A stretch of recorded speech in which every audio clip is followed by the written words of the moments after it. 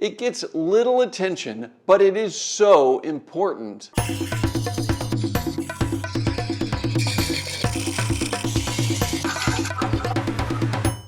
Hello, I'm Kent and welcome to Turn a Wood Bowl. Yes, today we're going to talk about the tool rest. It's super important. We use it every time we come to the lathe, and yet there's so little spoken about it. So we're going to go over everything you need to know. We're going to talk about the components, we're going to talk about accessories, we're going to talk about how to maintain your tool rest, and we're going to talk about best practices. And I'm going to share with you at the end of this video things you should not do with your tool rest. So you're going to want to check this out. Let's dive right in. All right, let's quickly go over the components of your tool rest. Obviously, there's the tool rest portion, which has a horizontal surface that we are in contact with all the time when we're turning, and it has a post. That post fits into a receiver in the banjo. The banjo is the part of the lathe that's attached to the rails and is also adjustable as far as its position.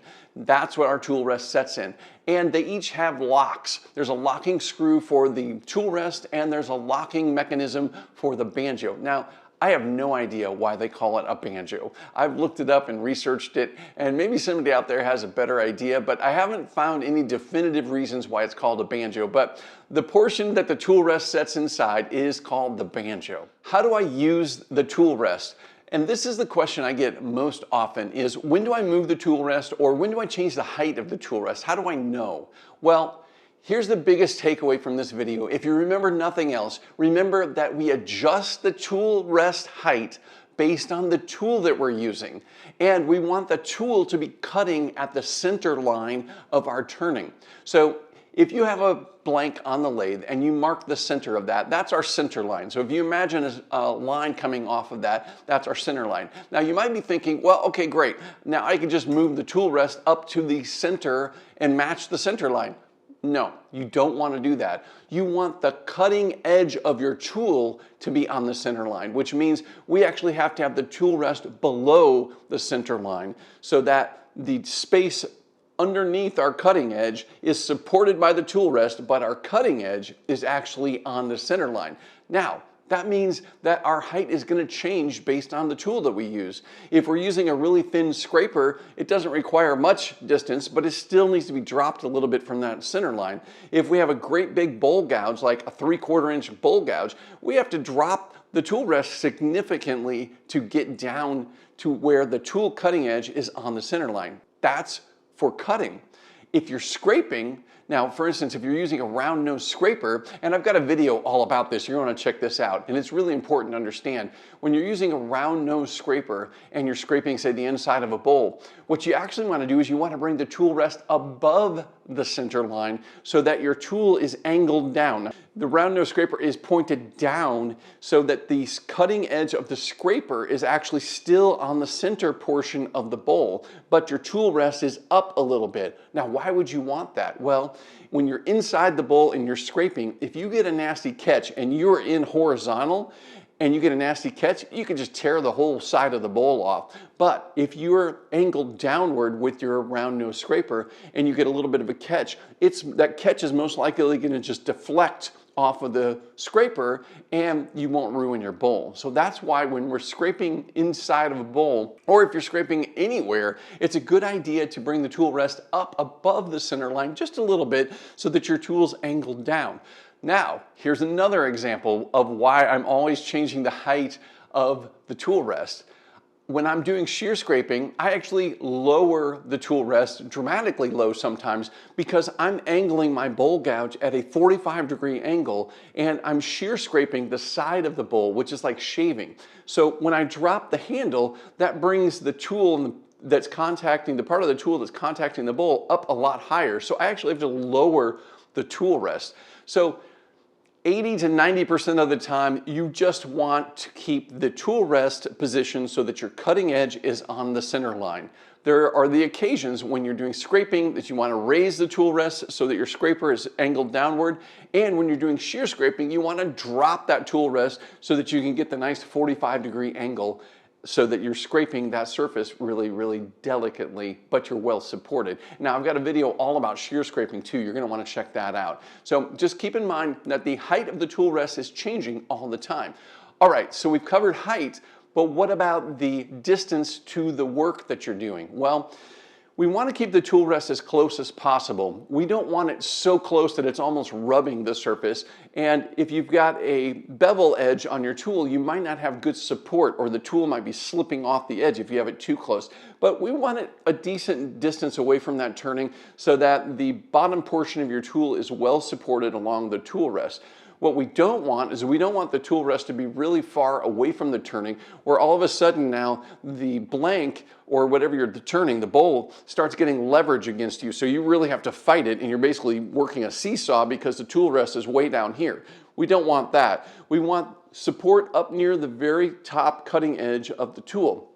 So what does that mean? Well, as I'm turning a bowl, for instance, I like to take off the corners or round the outside of the bowl first, because I'm dealing with the face of the bowl and the side of the bowl at the same time. So I'm kind of working on a 45-degree angle around the side of a bowl. While I'm doing that, I'm quickly removing that corner, and if I'm not paying attention, there's a pretty big gap that starts to be created between the cutting edge and the tool rest. I need to stop.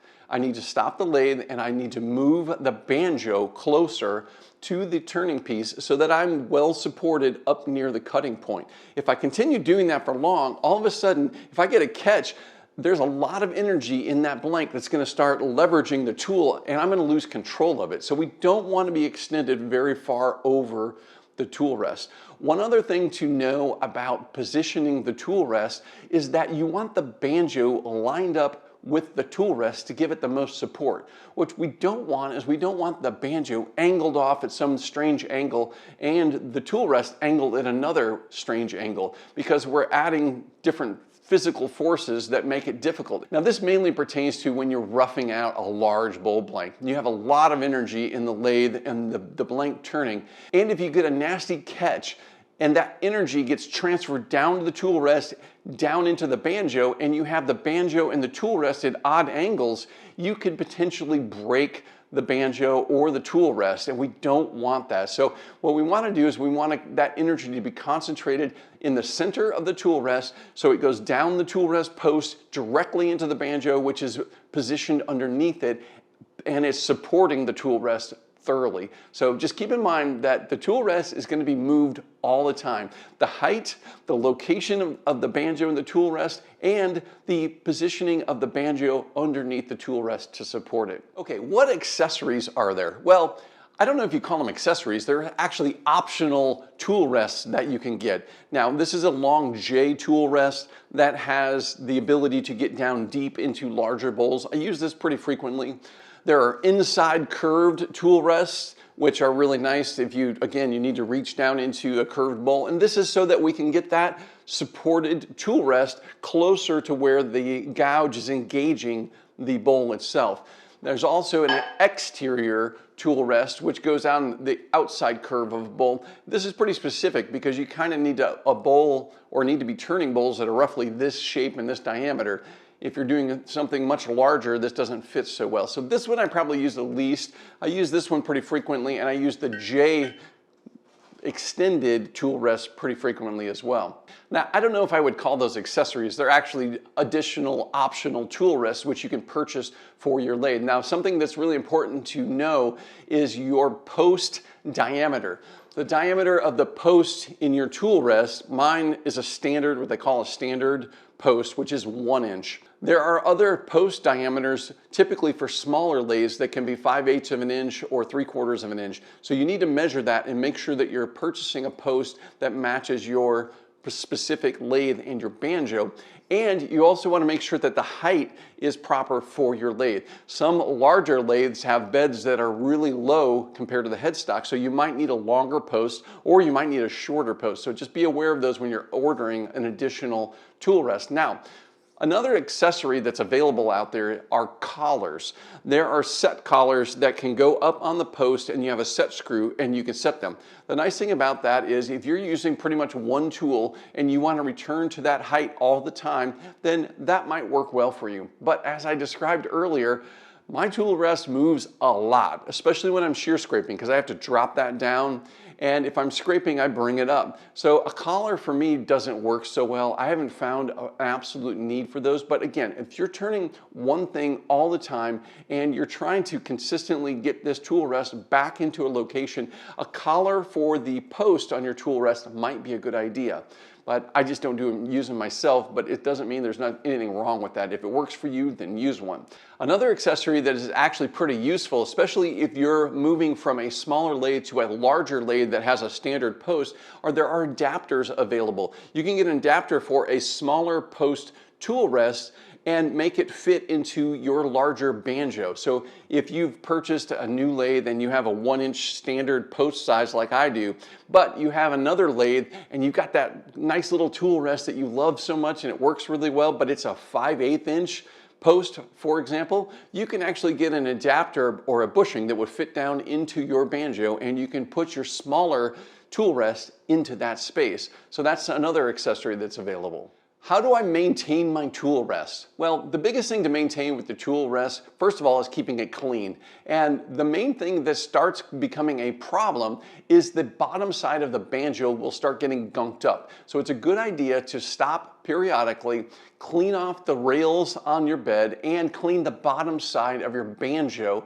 and lubricate that. You can use a wax or you can use different lubricant sprays, but it'll make it move around on the lathe a lot easier. And if you get to that point, you know exactly what I'm talking about. We've all gotten there where all of a sudden you're in the middle of working on something and you're just trying to struggle to get the banjo to move where you want it and it doesn't want to go. Well, that's a good time to stop and clean all the components. That's an obvious one. The next thing that you want as far as maintenance is you want to maintain this top edge and make sure it's always as smooth and straight as possible.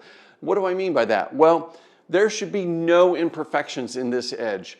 A lot of the manufacturers produce cast tool rest, which can be okay for a while, but if you get a nasty catch and your bowl gouge, for instance, skips and comes slamming down on that tool rest, it can take a little nibble out of a cast tool rest.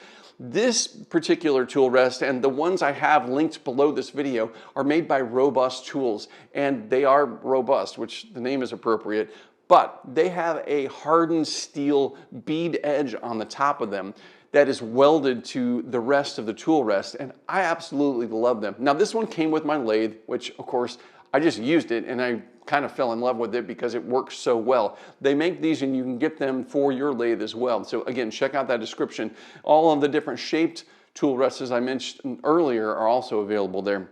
But this hardened steel is really important.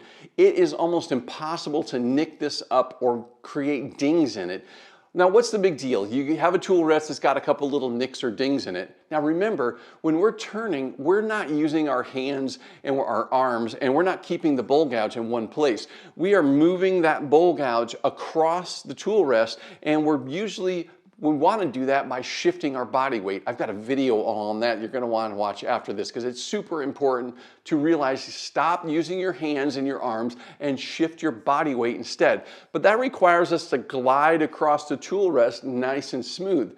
Well, yeah, you guessed it. If there's a little bump or there's an imperfection in that tool rest top edge, you're gonna have a hiccup when you're doing that. And all of a sudden you're gonna be going nice and smooth and it's gonna be a little mark, and that mark's gonna transfer to the surface of your bowl and you're gonna have an imperfection there you're gonna have to deal with.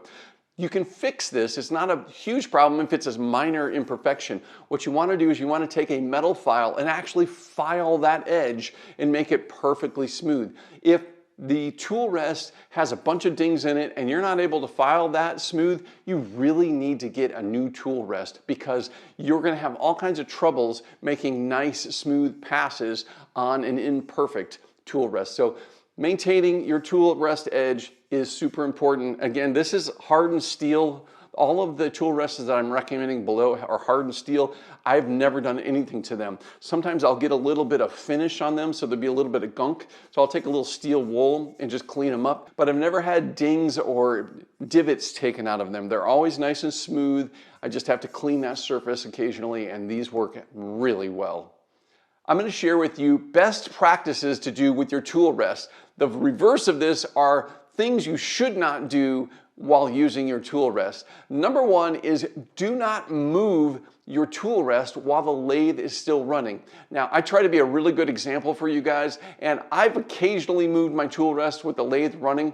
There are production turners out there that turn all the time, and if they're stopping the lathe every time they need to move the tool rest, then it slows them down. And you might see them in other videos on YouTube especially, where they're turning and they just move the tool rest, no big deal, the blank is still spinning. That is a big no-no, because obviously you could easily move the tool rest into the turning.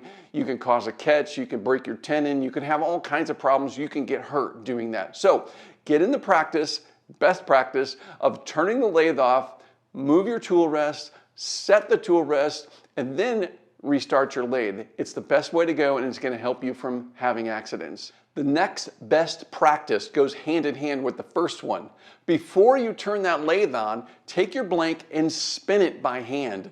Make sure that it's going to turn free and not touch your tool rest or your banjo, because again, you could damage the turning, you can hurt yourself, you can damage your lathe and your drive belt, because if you're holding up that turning from spinning, now you have the motor that's trying to spin that belt and you're gonna have problems. So get in the habit of just simply turning your blank by hand to make sure it clears everything before you turn the lathe back on. Now this one might seem pretty obvious, but I can tell you, if you turn a lot, you're gonna do this at one point or another. Make sure that you've actually tightened the set locks for the tool rest and the banjo. I've done this many times. I'll start turning and I'll realize the tool rest is drifting towards my turning piece. Whoa, whoa, whoa, wait, what? What happened? Oh, I didn't lock the banjo down. So you want to make sure the banjo is locked down and your tool rest is locked down. I've done that as well, where the tool rest has all of a sudden started twisting as I'm cutting. Like, you want to stop the lathe immediately and then set all of your locks so that your tool rest and banjo aren't drifting on you. And again, obviously, you're going to eventually push this into your turning, which can cause all kinds of problems, and we don't want that. Now, this is a big best practice, and it's super important to get in the habit. We don't want to be working on the end of the tool rest when we are under excessive force. Now, when is that? Mainly when we're roughing out large bowl blanks, or we have a lot of weight and energy on the lathe that is turning. And what we want to do is we want to keep the tool somewhere near the center. Now, why would we want to keep it near the center? Well, if we keep it near the center and we get a nasty catch, or we just have all that energy from this large blank coming around, we're driving that energy straight through the post and down into the banjo where it's well supported. If we're out here on the edge, it's a teeter-totter situation. It's almost like the bowl gouge way extended over the tool rest. All of a sudden, now we have leverage out here. There's not as much support, even though this is all steel and it feels very secure, there's less support out here because of the leverage compared to the center of the tool rest. Now, that being said, remember, the emphasis is on excessive force. So when we're shaping a large blank, or if we're roughing out materials and we're making deep cuts, we're putting a lot of energy on our bowl gouge. So we want to stay near the center of the tool rest. Now, when I'm turning like the inside of the bowl, I'll be using this corner to get down into that bowl, but I'm making lighter passes and I'm not removing dramatic, thick amounts of material that's causing a lot of stress and force. So you can be out on the ends of the tool rest when you don't have that excessive energy coming down on the tool rest. So just remember, try to stay away from the ends of the tool rest when you're doing excessive removing of material. Now, here's probably one of the most important best practices to get into, and something you should never do.